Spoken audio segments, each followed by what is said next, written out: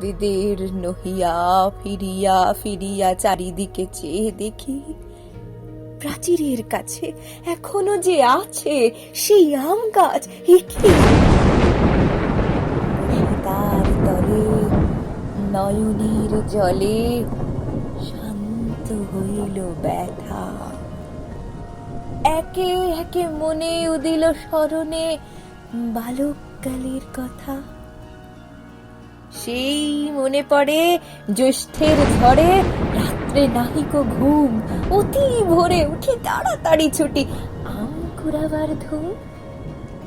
সেই সুমধুর স্তব্ধ দুপুর, পাঠশালা পলায়ন।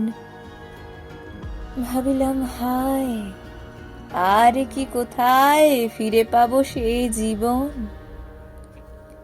সহসা বাতাস ফেলি গেল শ্বাস, শাখা দুলাইয়া গাছে দুটি পাকা ফল লোভিল ভূতল আমার কোলের কাছে। ভাবিলাম মনে, বুঝি এতক্ষণে আমারে চিনিল মাতা। স্নেহের সে দানে বহু সম্মানে বারেক ঠেকানো মাথা।